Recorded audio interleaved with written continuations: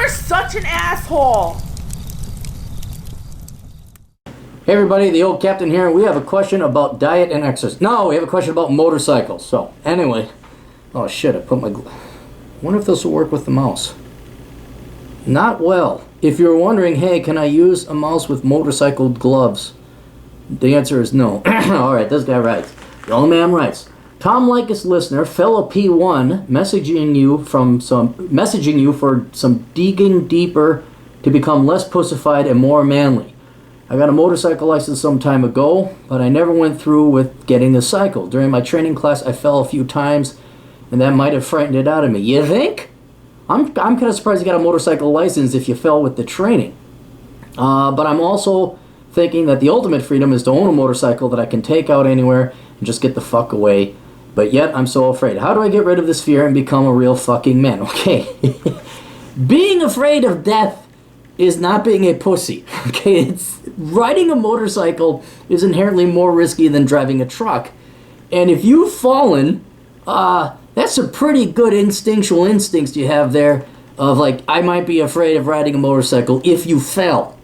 So I wouldn't say you're a pussy, I'd just say that's your natural instincts kicking in to keep you alive. I need some internal advice on how to take that leap again.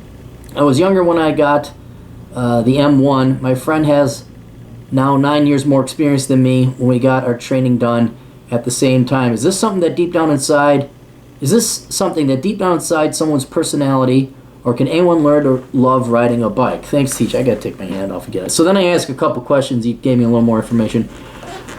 You're 5'10", and you weigh 196 pounds, so you're not small. I thought, like, well, maybe you're just really small, and you know, bikes do weigh a fair amount, and so you're more than adequately strong to handle a bike.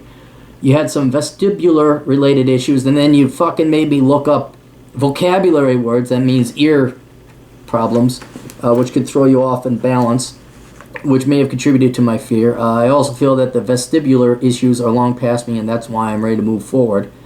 I'm currently a graduate student studying neuroscience, very STEM-related research. I'm also working 2 jobs, paying my way through graduate programs, scholarships. You used to be a huge risk taker when you were younger, but as soon as you became more and more in career invested, became fearful of taking more risks.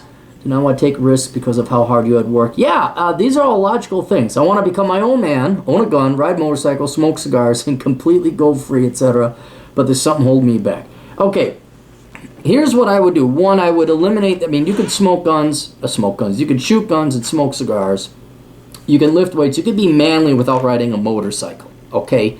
So, and especially given your track record with motorcycles, that's okay if you don't ride them, all right? It's perfectly all right. But if you want to get into riding motorcycles, let's do it methodically.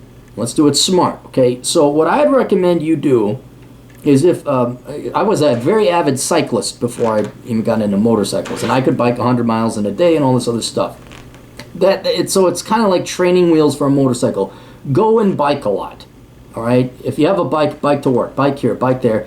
See if you have any balancing issues, because it's better that you crash on a pedal bike going 10 miles an hour than a crotch rocket going 110 miles an hour, all right? So see if there's anything there. Then, if you have the means or the finances, I would look into buying a scooter or renting a scooter, or somehow get your ass out on a scooter. You don't need your motorcycle license for that, but this will be like a bike, but more so, and approaching a motorcycle, and see if you have any of that ear stuff again. Drive around, get a feel for it. If that doesn't throw you off, like after a day of riding a scooter, you're still good, then I would start to think about getting a motorcycle. Then I would, it was 9 years ago, definitely take the safety class again.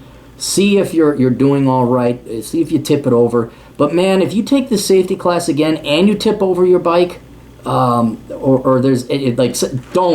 bother with motorcycles. It's perfectly all right if you don't ride motorcycles. I mean, you may miss out, it may be fun. That's better than being dead. Okay. And then maybe, well, you're a neuroscience guy. Maybe talk to the doc. Have him take a look at your ears again. Double check. I mean, it may be in the past, but, you do the bike, you do the scooter, and then all of a sudden you're kind of a little queasy, or you got nausea, or you get the spins.